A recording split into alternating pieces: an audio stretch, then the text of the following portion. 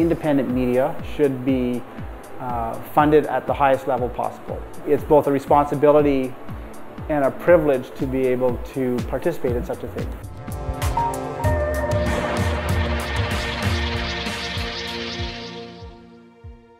Welcome to the next segment of our discussion with security expert Sunil Ram on the deepening crisis in Pakistan. Sunil is a former Canadian military officer, as well as a former advisor to the Saudi royal family. He currently works with the consulting group Alexis International. Welcome again, Sunil. So we left off in the last interview segment with the question I was asking, is Pakistan not more susceptible to U.S. pressure and U.S. plans? In other words, a push by the U.S. to get a full-scale Pakistani military assault on the Taliban areas in Pakistan.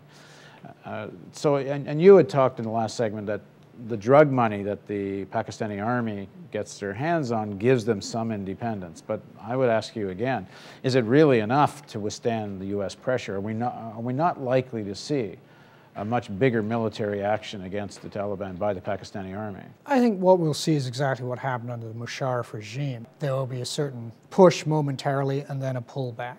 The Pakistani military, it is not really in their strategic interest to mess about in the Northwest Frontier region simply because it does disrupt those drug routes. And that's a critical aspect.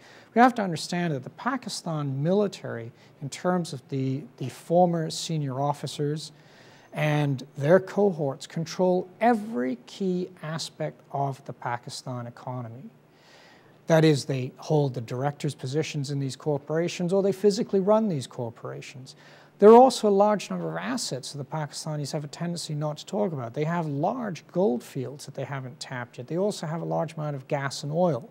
And at the current world prices, these areas are very economically viable. They simply have to convince companies to come in there and do the work for them. So there are other resources, but the drug money is a critical aspect because this money comes through the country, obviously has to be laundered in some form or another.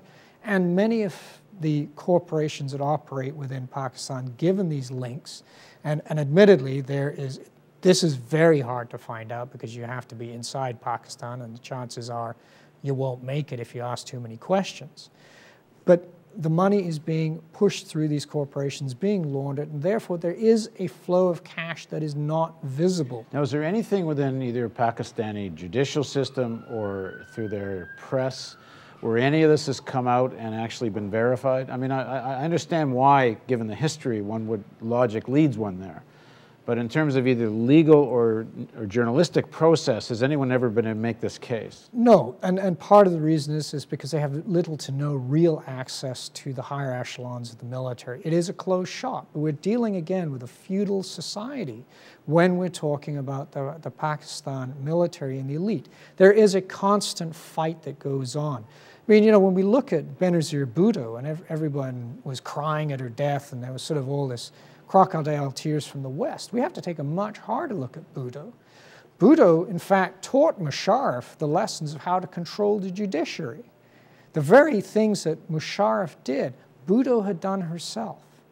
So what we have is we have a structure where if you really question the power elite, and especially those who are running the show, they'll simply drop your file in front of you, the file of your children, or your aunt, and this is exactly what Musharraf did. I know, there's certainly verifiable cases of journalists who have disappeared and shown up dead 6 months later. And this is the hammer that they use and have always used. I mean, including the Daniel Pearl case, which most people believe the ISI was up to their eyeballs in. Absolutely. And why? And the why being if you follow the drug trail. And the fact that such a vast amount of drugs flows through, and that is proven. Now, this never gets talked about in the American political milieu or in any mainstream journalism. Well, absolutely, because it's one of those taboo topics. Nobody wants to talk about it, because guess what? The very same routes that NATO has to use to bring its stuff into Afghanistan also happen to be the egress routes for the drugs. So one can argue, even if you want to, that potentially the presence of NATO even provides the physical cover for the Pakistan military to continue this operation. American military leaders have said on many occasions, drugs not our problem.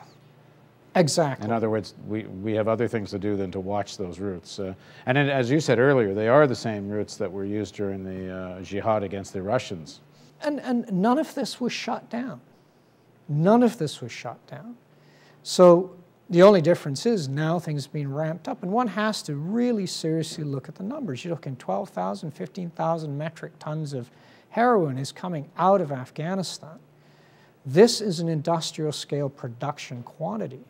This cannot be being brought out in the backs of camels, as much as everybody would like to see that. But there is enough evidence to show that this is a large-scale convoy production that's going on. Well, looking ahead, if there is a President Obama, and if the election was today, that's probably what there will be, and assuming nothing big changes, and assuming there is an election, which some people are suggesting even that, but let's assume life unfolds more or less as it usually does, we will probably see a President Obama who has staked almost his whole foreign policy on what he's going to do in Afghanistan.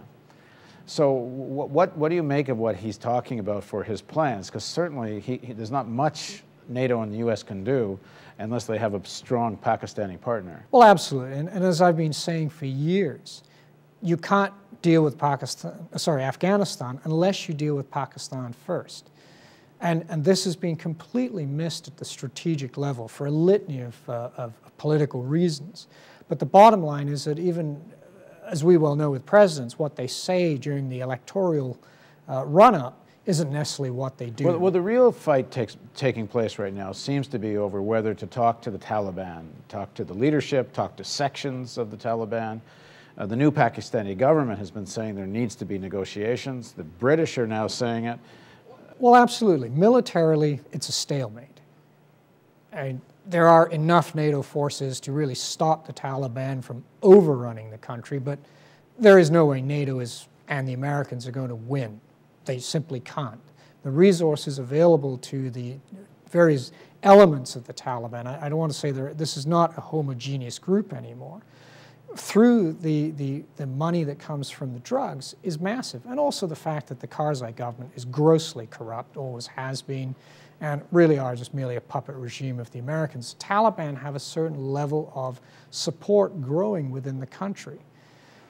Pouring more NATO troops in, and again, when I originally said during the initial invasion, I said unless they put 500,000 troops in from the beginning, you're not going to get anywhere in Afghanistan. That's never going to happen. So there is really only one option, and that's a diplomatic one, as distasteful as that may be to the various parties. But the Taliban are the people you're going to have to deal with. Which group of Taliban? That's a critical aspect. Because if you're dealing with the Taliban who represent the elements that work with the ISI in Pakistan, you're going to have continued chaos. And clearly, you're not going to be able to include the Karzai people in this because they are part of the problem. And of course, then let's tie in the warlords. Never forget, various elements of the Taliban provide the physical security for these warlords in their egress routes for the drugs. Again, that's well documented. So the result is we have a far more complex mix.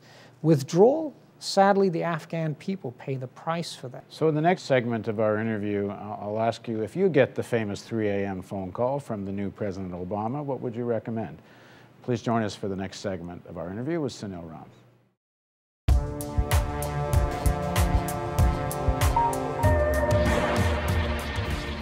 Endless wars, abuse of powers, declining living standards, and the climate change crisis. The stakes couldn't be greater in the U.S. 2008 presidential elections. And with your help, we're moving our news operation to Washington, D.C., where we'll focus on money and corruption. For example, big oil and arms companies shape American economic and foreign policy with far-reaching effects on the lives of ordinary people. With allies in government, trade unions, the media, and in think tanks, they're a hidden hand that controls the commanding heights of American politics. Taking on the industrial military complex is what real change requires. Even former presidents and high administration officials have said so. But corporate television news treats such positions as marginal. Well, we think it's the decisive issue in the coming presidential elections. Uncompromising journalism requires questioning assumption, interrogating structures of wealth and power. Corporate TV news just won't do it.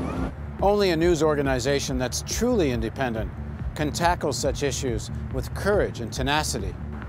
And we'll take on corporate TV news live. You'll watch TV news with our panel of writers, journalists, scientists, and historians. You'll be able to join in by phone, webcam, chat. Together, we'll discuss and debate what's the real story and take on the myth and the propaganda. But this is only possible if you support us now. We need to prove that a viewer-funded model works. So if you want the real news, we need you now. Please click on the donate button and give generously. Now's the time to decide if you want the real news to thrive. Your tax-deductible donation makes it possible. Please contribute at therealnews.com.